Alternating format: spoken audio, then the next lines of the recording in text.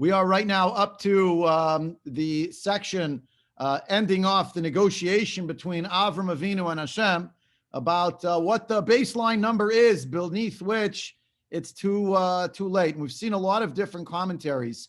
I don't want to belabor the point and review them all now. We were sort of rounded out, and there is more to say, obviously, but I don't want to spend too much more time in the weeds with that. I want to get to Sdom, if you will, to the story of the Malachim arriving, and we'll start there today. A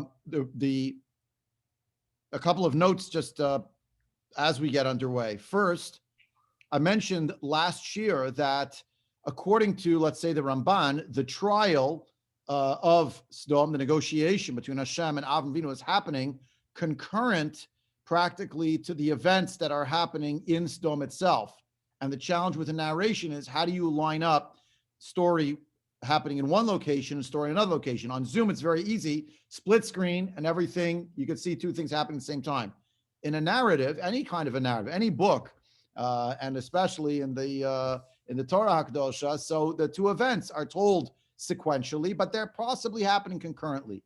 Rashi, based on the Medrash, disagrees with that idea.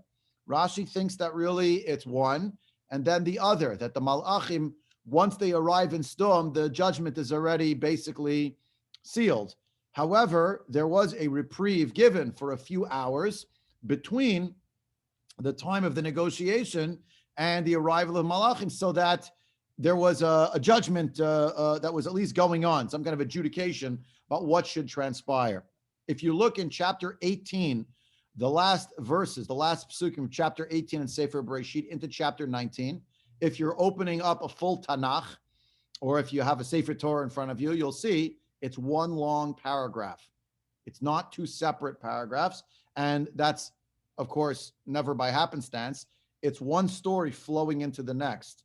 When I say one story, I don't just mean the negotiation into going into Sdom, but I mean actually from the beginning of the Parsha, when the Malachim themselves arrive, or even before that, the fact that at the beginning, chapter 18, Hashem appears to Avram Avinu, and where is Avram Avinu?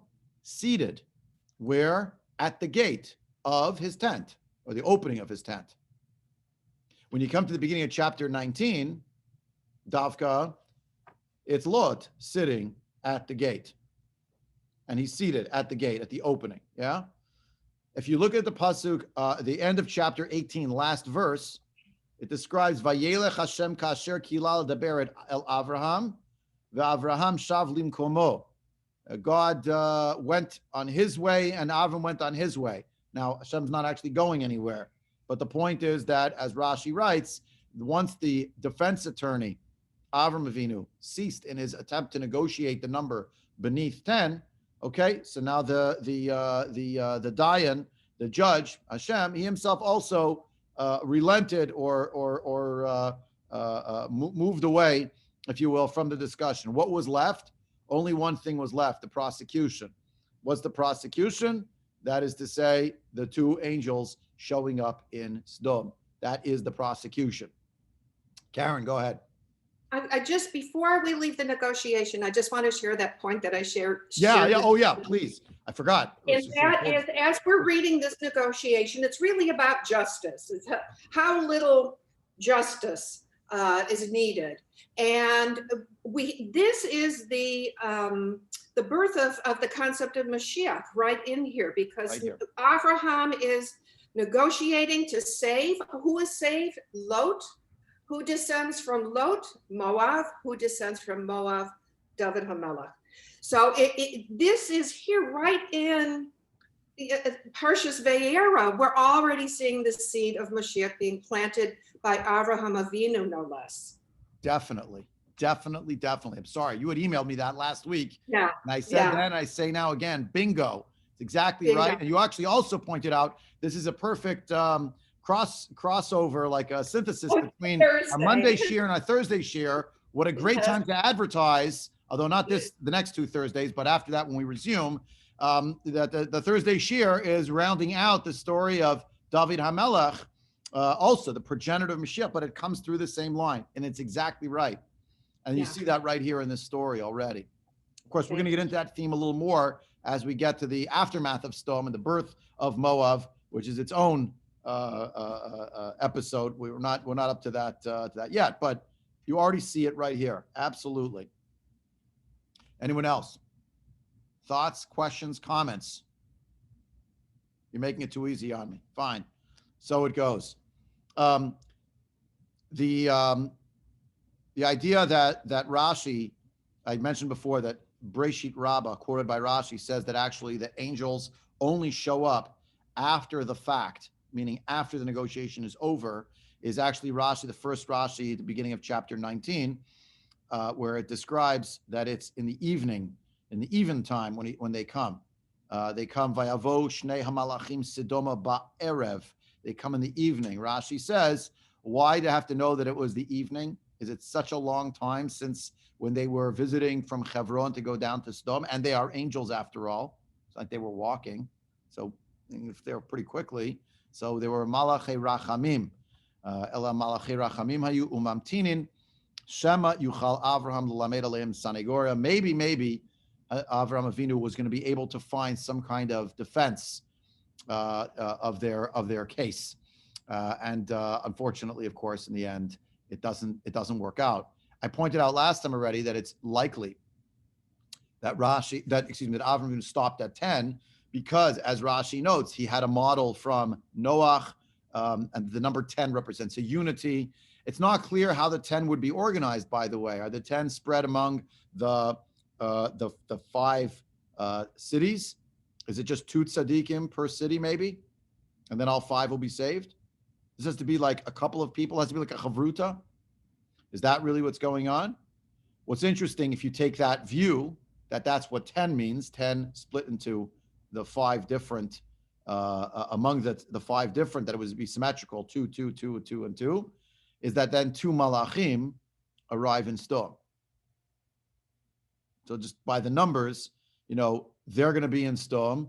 They're not going to stay in Sdom, but at least they came there, and maybe these 2 are going to be somehow with an ability, maybe, to still stop the destruction, the impending destruction from happening. Shelley, give me one more second because I'm on this line, so I don't want to lose it. Is also there's a little bit of a baiting that's formed here. You have 2 malachim, and now the third is now going to be Lot, because Lot's a judge. And as we will see shortly, Lot himself has a pretty low opinion of the people who live in Sdom, based on Chazal, the way he describes them. He doesn't have much positive to say about them.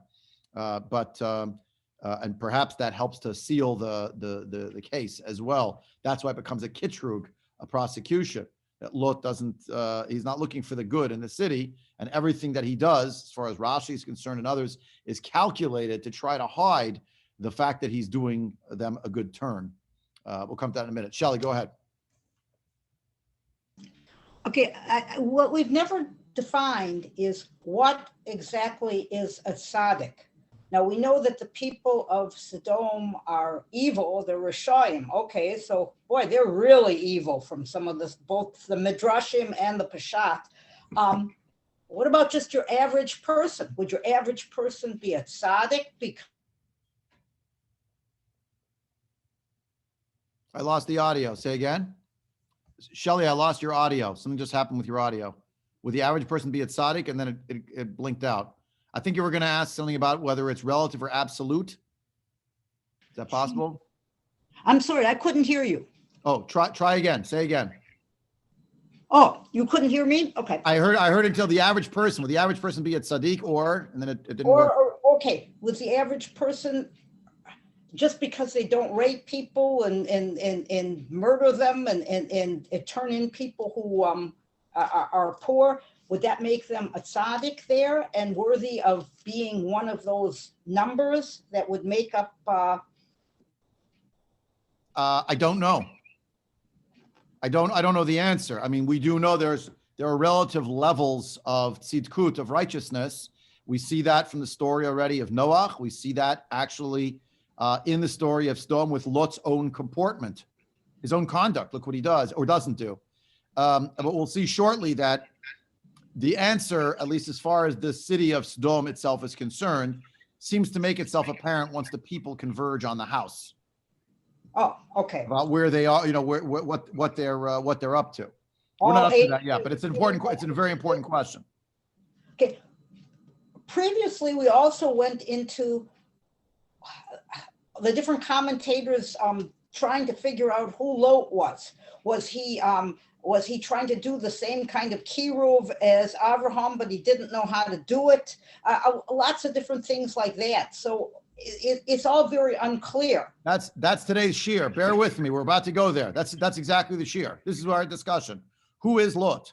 And that's the first pasuk. Vayavot shnei malachim Sdom ba'erev v'lot yoshev b'shar Sdom vayar Lot vayakom likratam vayishtachu apayim arza.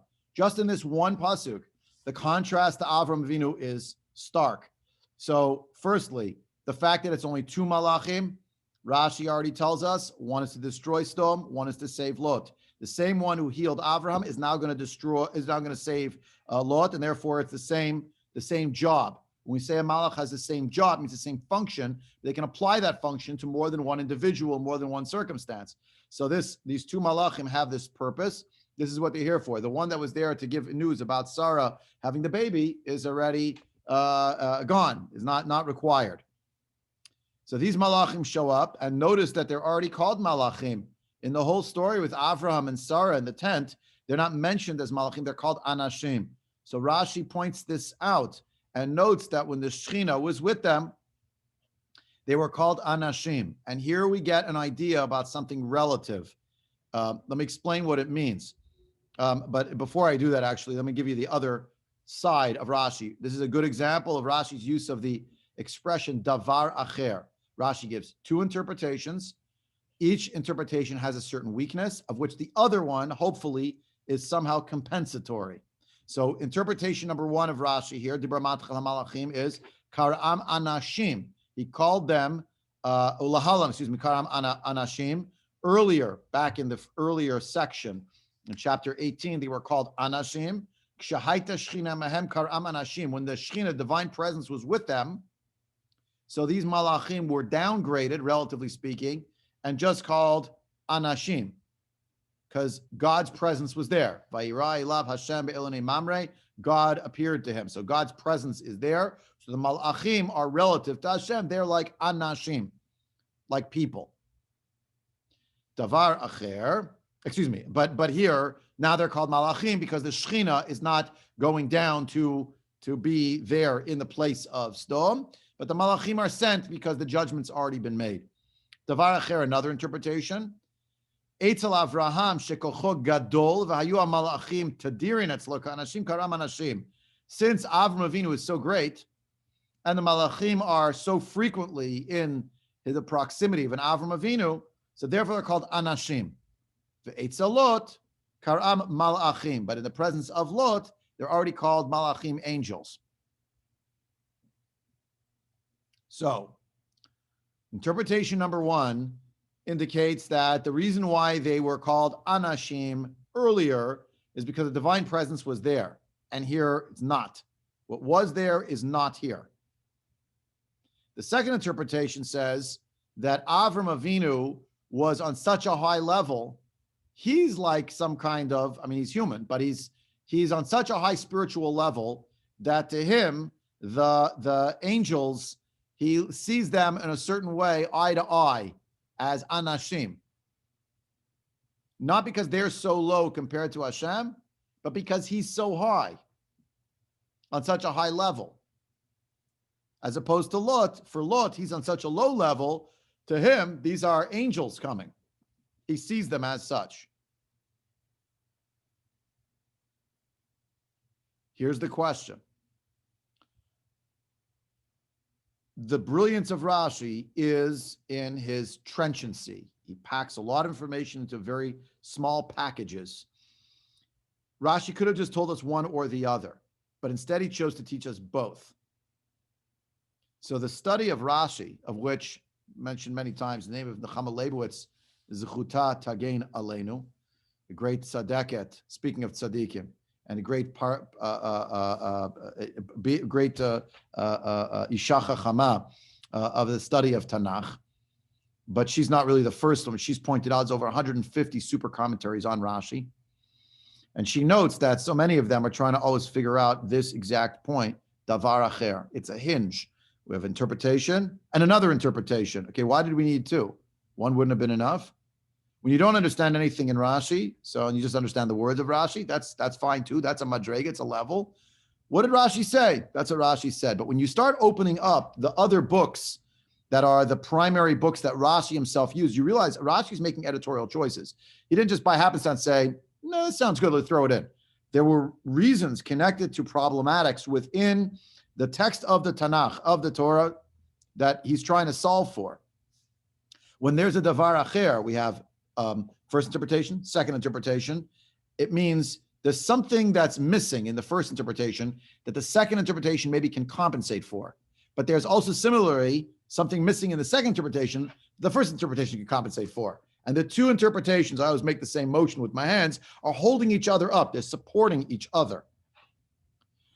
They're both approximations, if you will. That's the wrong word. They're both parabolae, I guess, that are approaching the axis. They don't quite make it, but they're very close. They're striving for something. So let's see if we can crack this one together. It'll be a group effort, so feel free to weigh in. Just unmute yourself and speak if you have something to say about it. Number one, again, to repeat, let's talk about what the weakness is in the first one. When it said previously that these were three people, three anashim, the Shechina was with them then. But since the Shechina is not with them now, therefore they're just called malachim. What's the weakness in making that claim? In contrasting the story of Avraham versus the story of Lot.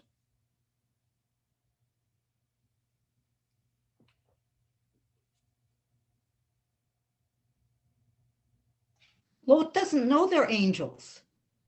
If they're calling them angels because Lot is on such a lower level and the Shechina isn't there, then why doesn't Lot know that there's something special about these people? Isn't he on a high enough level to know that? He does not seem to know that they're angels, not at the beginning. He doesn't know either. The narration of the Torah is telling you the Shnei HaMalachim, they came to Sdom. Right? Remember, we had this debate about Avraham. Was Avraham Avinu aware that these Malachim were Malachim? Some say yes, some say no. In Chazal, there was a Rabbi Levi, I think was the Memra, who said absolutely he knew. Hashem said, I'm sending you Malachim. Avraham was so happy to receive them, but he treated them like people because how else do you relate to Malachim? He made them a meal. What does a Jewish person do when a guest comes to their house? Have a meal. So he made them a meal. Others say no, he really wasn't au courant with that, and that's one of the reasons why Sari Main was laughing. These people showed up at my house, and this is rather forward. Never mind, a Victorian era or some such thing. We're back in the ancient days. These three men show up. They've never laid eyes on Sari Menu, and already they're saying, by the way, she's going to have a baby in a year. What kind of a discussion is that? Oh, well, that turns out they're Malachim. In the case of Lot, Lot also doesn't seem to know at the beginning. He also makes them a meal. He also invites them to the house. Later on, it's going to be apparent because they're doing miraculous things. But initially, it's not clear. But the point is that the Torah contrasted these two. And here it's Vayevo Shnei HaMalachim. Rashi's first interpretation is, since the divine presence was with them when they came to Avram's house, therefore we learn that they could be called Anashim. But here, the fact is that the Shechina is not with them, and therefore they're going to be called Malachim, because the divine presence is not there. In the first interpretation, who is it not dependent on at all about why the word changes? Who is it not dependent on? It's not dependent on Avraham. Yeah, or Lot. Right. It's just a feature of, if the Shechina is there, Malachim will be called Anashim. And that's how it is. But since the Shechina is, as it were, not going into Sdom, which is, by the way, a strange idea. What does that mean? The Shechina is not going to Sdom. Well, the pasuk before I said, "Vayelech Hashem kasher kila l'deber al Avram v'Avraham shavlim komo." The Shechina, the God, so to speak, went on his way. He did not go anywhere. Hashem's everywhere all the time. But there's some spiritual lacuna that is associated with the location of Sdom, which itself was intrinsic or inherent to the place, right? And therefore, it's just how it's going to be. It's not about the people, Avraham versus Lot. In the second interpretation, it's about the difference between Avraham and Lot being contrasted. In Avraham's presence, they would be called Anashim. In Lot's presence, they would be called Malachim. Further, if it's really just about Avraham and Lot, and if Avraham, the weakness there, I think, is if Avraham Avinu is such a high madrega, which he is, but if the angels appear to him as people because they're so often in his home, how did it happen that many Mefarshim believe he actually did not know that they were angels, certainly at the beginning, and maybe not to the end of the interaction that Avinu has with them? So, in other words, to say it differently, when the Torah moved from calling them Anashim in the chapter 18 to calling them Malachim in chapter 19, why did it do that? Option number one is has something to do with the relationship of angels to God. Where God goes, I mean, God is everywhere, right? But it means the divine presence is in a certain place. We do have different gradations. That's what we mean when we say that a Beit Knesset has Kedusha. It doesn't mean God isn't everywhere. God is everywhere, but we maintain that there is such a thing as Kedushat Makom, a sanctity of place. And it means that we use this as imagery. There's a higher presence of a Kadosh Baruch Hu in that place. That's what we mean about Yerushalayim. Kedushat Makom. It's after all, it's just made out of sand and earth, just like the rest of the surrounding environs. No different than Eilat or Tulkarem, or name a place, or Shechem, or whatever the place is in Eretz Yisrael, or the Eretz Yisrael versus Denmark. Right? The point is, the Shechina is Shora in that place, the divine presence, as the Torah itself testifies. Hashem himself declares, is Shora much more in Eretz Yisrael. And that's what we refer to as Kedushat Makom. So where Avram Avinu is, that's why there's more Kedusha. No, the Shechina was described as being there. Vayira Elav Hashem Elonei Mamre, and Hashem is in the middle of a dialogue with Avram, which is either interrupted or being continued by the three men, quote unquote, who are in the house. But when it comes to Lot, there's no Shechina in this place. This place is filled with depravity and decadence, moral turpitude, and therefore there's no Shechina in this place. And therefore the angels in the darkness of Sdom shine much more brightly because of the lack of the divine presence there. Interpretation number two, it's not about God's presence. It's about Avram contrasted with Lot as two individuals and their relationship as human beings to the world of the angelic. In the case of Avram Avinu, he's on such a high stratum of spiritual awareness that he sees angels all the time going in and out of his house. But for Lot, it's the biggest deal because for him, these are malachim coming. It's not actually possible for him to relate to malachim as anything other than as supernatural beings, if you will, even though actually when he speaks to them, he speaks to them like people, but from a spiritual perspective, you could say, or that's the wrong word, from a conceptual perspective, the word I was looking for here, that the koach of a Lot is so low that he's going to refer to them as malachim. They'll be referred to that way. Okay, enough of me talking. Karen, go ahead. Unmute. I didn't hear you. There. If the overriding mission of the Jewish people is to make a dwelling place for Hashem, yes, which is bringing the Shekhinah down, again, the seeds of it are in here. We're seeing that Shekhinah is resting on the very first member of our father of all of the Jewish people. Uh-huh. It makes sense that it's not going to come down in some place that isn't is devoid of that, right? Right. Rabbi, Right. I heard Right. yes. Wait, Shelley, give me 1 more second. I just want to respond one more line to Karen, which is, this is the beginning of the very strange mystical idea, strange only if you're not familiar with it, but to me it's not so strange anymore, but the idea that the Avot are actually the Merkava Lashchina. They are the chariot of the divine presence. Like a chariot carries a rider, so we don't describe the rider because it's Hashem, but that's what the Navi Yechezkel is talking about. Avram Avinu, Yitzchak Avinu, Yaakov Avinu, they are the Sharatim Merkava Lashchina. And there are those who point out, from certainly based on the Zohar HaKadosh and other sources in the Olam HaChasidut, they like to point out that the fourth wheel of the Merkava Lashchina is meant to be David HaMelech. Okay, wait. Shelley's next. Shelley, you were waiting. Shelley, then Shoshi, and then I think someone else was waiting. I just have one more. Let me just finish my thought. Sorry. Which is that I'm sorry. Oh, which I is thought you were that done. it's like the hidden and the revealed, so that you know what I'm saying. Yes, excellent. The hidden versus the revealed. Excellent. Thank you. Shelley, go. I heard in a class yesterday that the Shekhinah went down to Egypt with Yosef. So if the Shekhinah can be in Egypt, which is also a very depraved place, why couldn't the Shekhinah go down to Sdom? It could go anywhere. Sure, it could. It didn't. Okay, so it's not a matter of the Shekhinah that someplace being so trafe. No, it could have, but it didn't. Okay. That's the point. That's what I'm curious.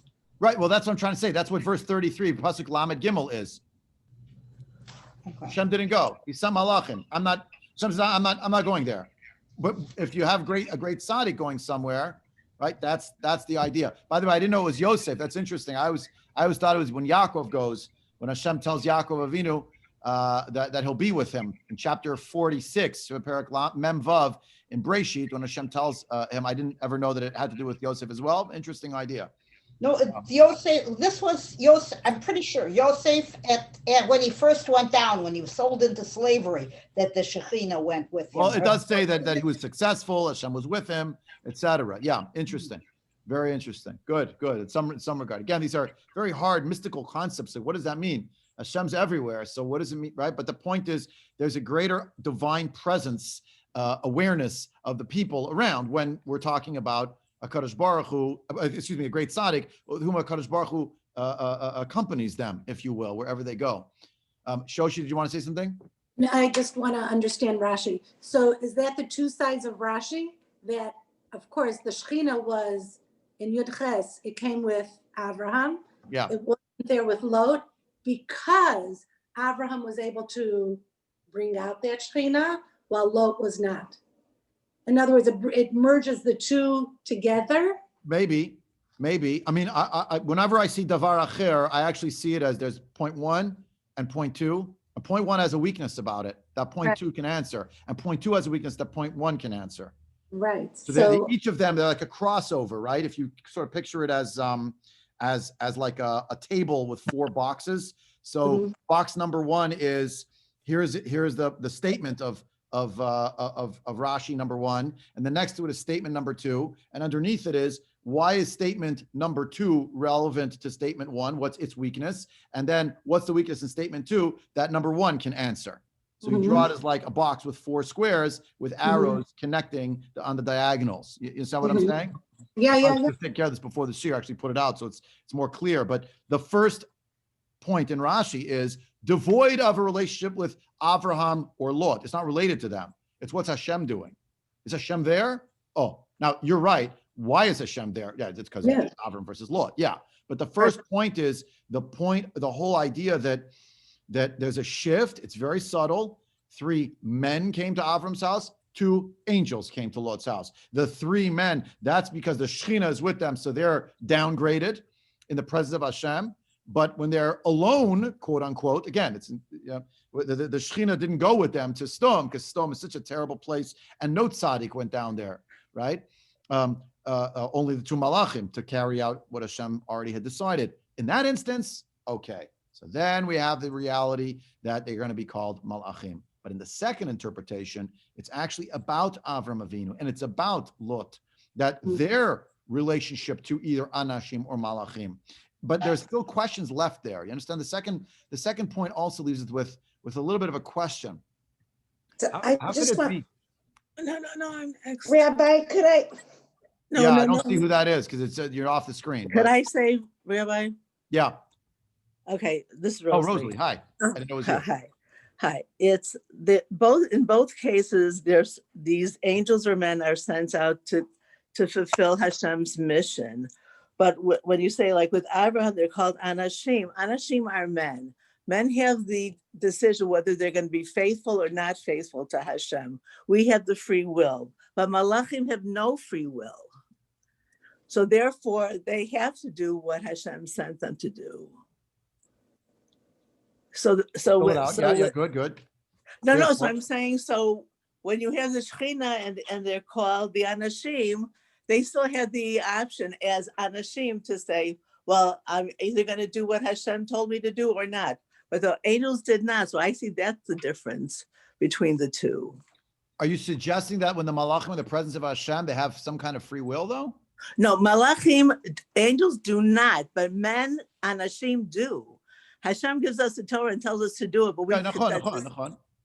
So they have. Rabbi, Maybe more in the more. Wait, Debbie, give me 1 second. More in the manner of people who are listening to Hashem because Avram Avinu is there, or because the Shekhinah is there.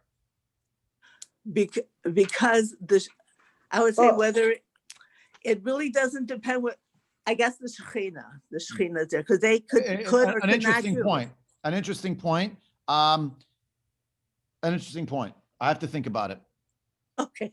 I mean, it's an interesting point. We're also going to see something, not today, probably next we learn something shocking about these two angels, but I can't give that away this time because otherwise you won't come back next time. So wait, Debbie, you're next. Go ahead. So just to Rosalie's point, I think it's both, my own personal, but the thing I wanted to say related to my granddaughter's Devar Torah yesterday. Mazel tov, Debbie Leonard on your granddaughter's bat mitzvah yesterday. Beautiful. Thank you. And I love referencing her. I'll have to tell her that.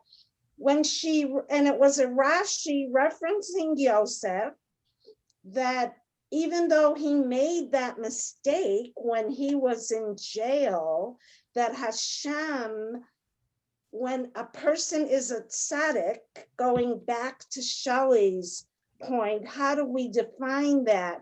I mean, in modern terms, it's the core value, for lack of a better term, who the person is, like Yosef or Abraham, and taking it for ourselves.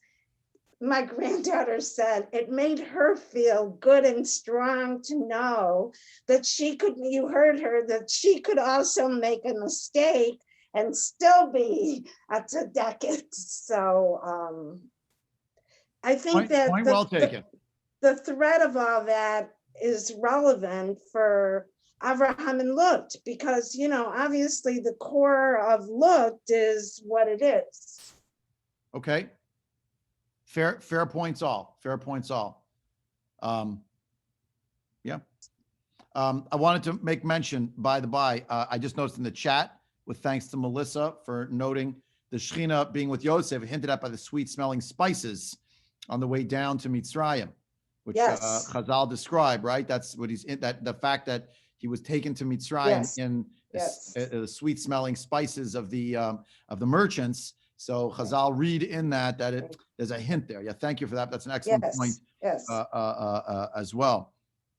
Now, I want to throw a little more of a piece into this, at risk of upsetting the apple cart a little bit, and that is that later on in our own parak, we're going to see that these angels are going to be referred to as anashim. They're going to be called that. It makes mention of this. If you flip ahead to verse 15, the pasuk Tedvav, you can see it right there. It actually uses the expression. So once you see it inside, you say, oh, well.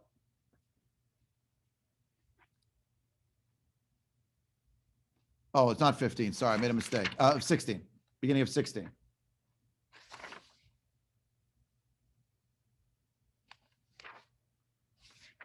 All right. It says that's what they're doing. Oh, I missed one. On verse 12, it mentions it as well. On verse 10, it mentions it. Their name changes. From Malachim, they become Anashim again. You see that? Wait, what's in verse 8? Yes. Yes. Oh, there though, the reason I didn't circle that one is only because that's Lot talking. And the whole point here is not does Lot realize or not Lot not realize. He seems not to realize that they're actually literally malachim. He serves them food, right? But so he calls them people because they're his guests. But once the Torah itself is testifying, in verse 10, it actually says, Vayishlichu anashim et yadam. Had to become anashim. They were just malachim. So there's a little bit of a fly in the ointment. If you want to say, well, in Lot's world, they have to be malachim. Yeah, but then they become anashim. And it keeps repeating, right? Rabbi, does it go back? I'm sorry. Does it go back and forth depending when they're inside the house with Lot, they're angels, and when they're outside, they're not? Well, at the beginning, they're outside, actually.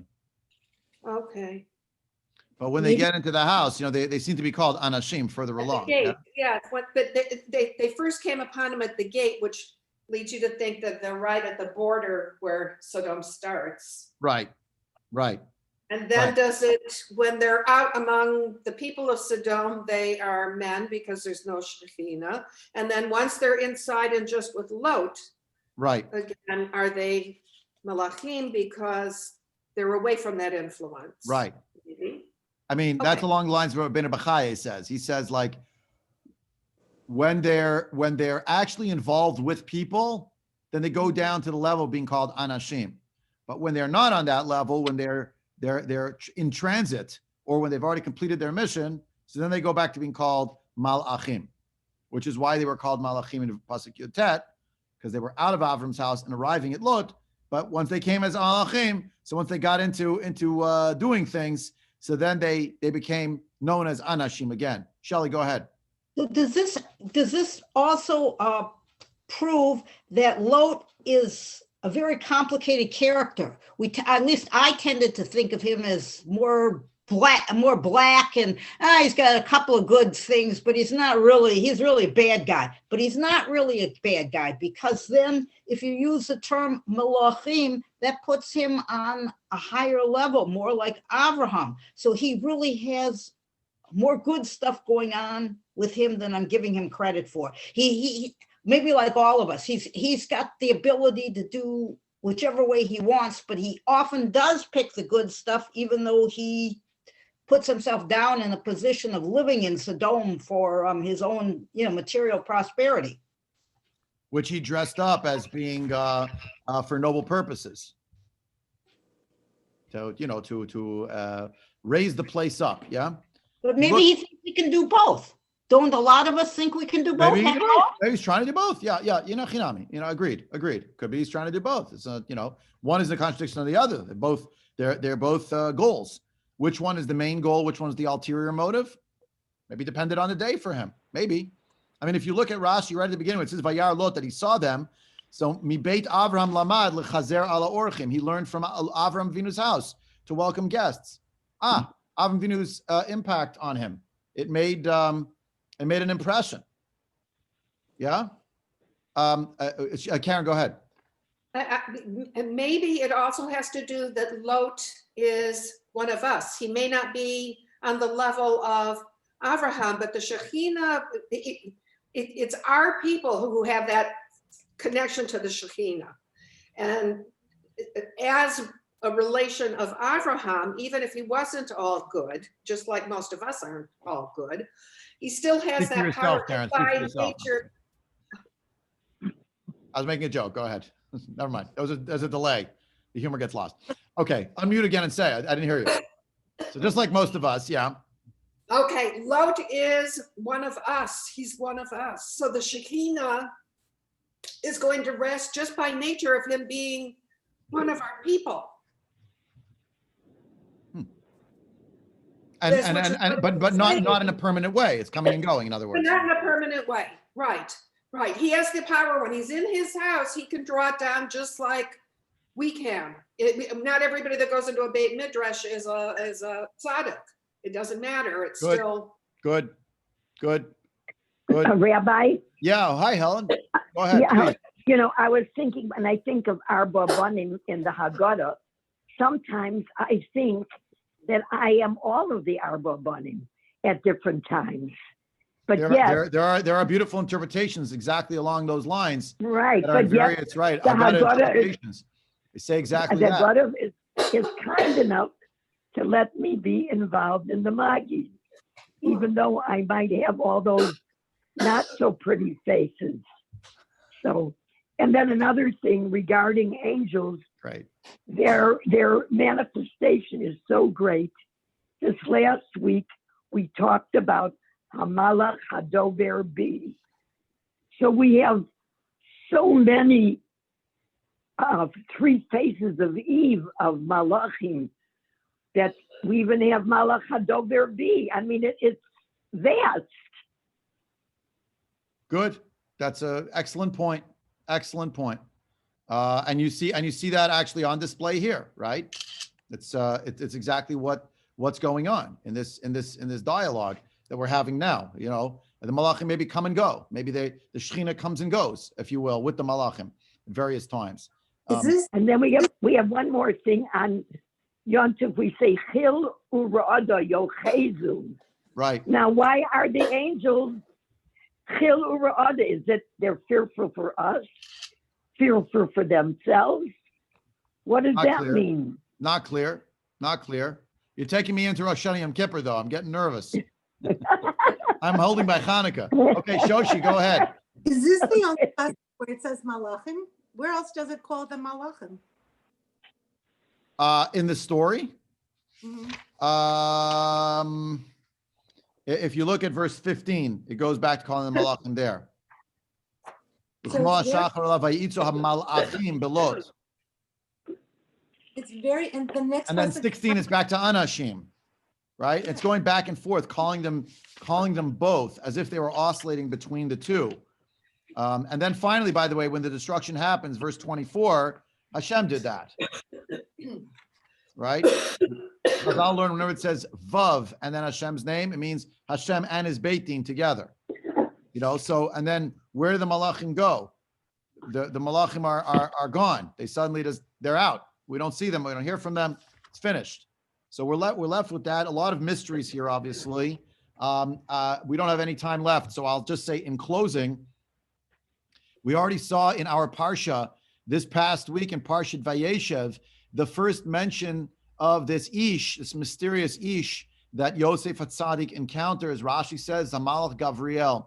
And the idea that there is a certain oscillation between the word Ish and the word Malach, and the idea that we have a certain shifting back and forth, a Malachim being involved in our lives, and etc. We don't know when we're encountering a Malach. We don't know even necessarily, we don't necessarily even understand what that means. But we see that throughout Jewish history that people have Malachim. What were the Chashmonaim? Well, they were people, but we know that the Sefer, we call it Sefer Malachi, the book known as My Angels, the last of all of the Nevi'im. It's not clear who exactly Malachi is. Different theories within Chazal. Who is Malachi? Is it Ezra? Is it someone else? Is it an individual whose name was changed to be called Malachi? Refers to Kohanim. V'siftei Kohen Yishmeru Dat refers to then further along in that exact Sefer to the idea that a Kohen is going to have to act like a Malach Hashem Tzivakot, like an angel of Hashem, a God of legions. What is that? And the holiday of Chanukah, that's what the Kohanim were called to do. Al Yedei Kohanecha HaKadoshim. They became the Malachim.